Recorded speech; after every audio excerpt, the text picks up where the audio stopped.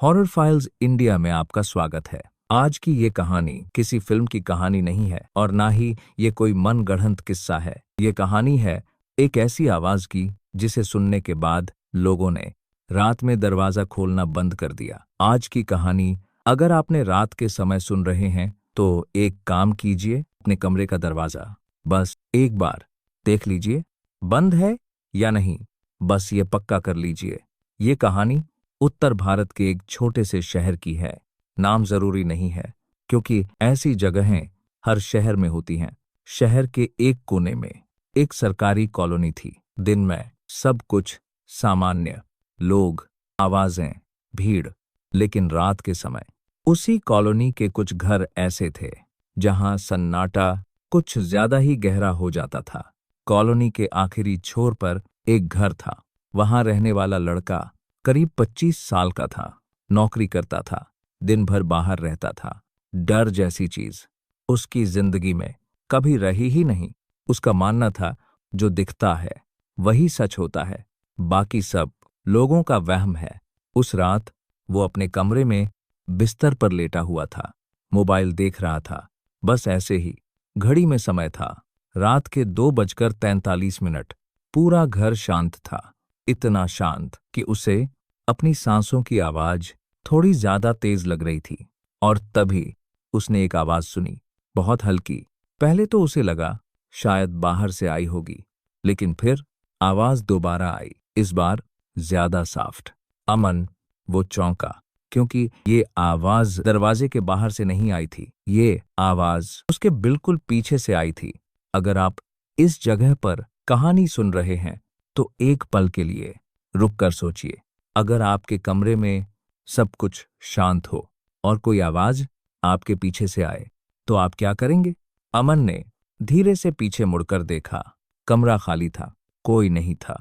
उसने खुद से कहा, शायद थकान है या फिर दिमाग खेल कर रहा है।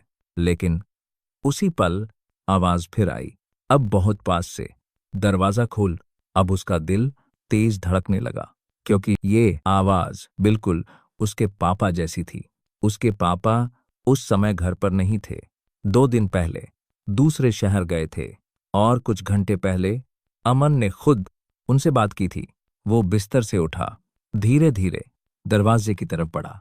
हर कदम के साथ उसे लग रहा था जैसे कोई उसके पीछे चल रहा हो, लेकिन वो मुड़ा नहीं।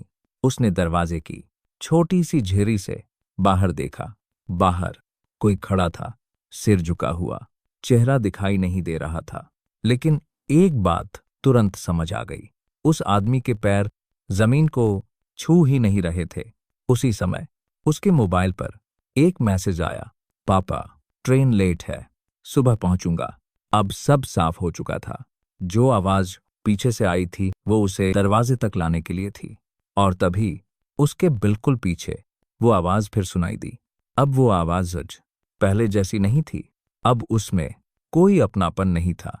अगर तूने दरवाजा नहीं खोला तो मैं खुद अंदर आ जाऊंगा।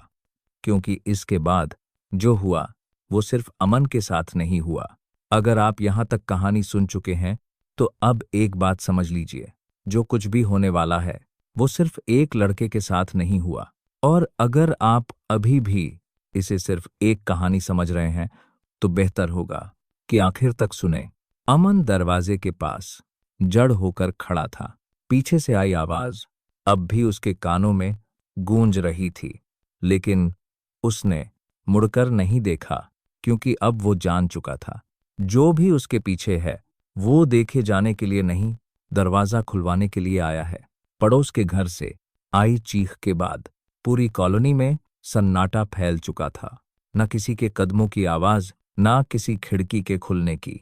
ऐसा लग रहा था जैसे पूरी कॉलोनी एक साथ सांस रोककर बैठी हो। अमन ने धीरे से मोबाइल उठाया, हाथ कांप रहे थे। उसने सबसे पहले अपने पापा को कॉल किया। फोन मिला, लेकिन उधर से सिर्फ ट्रेन की आवाजें आ रही थीं। उसके पापा ने कहा, मैं ठीक हूं, सुबह पहुंच जाऊंगा।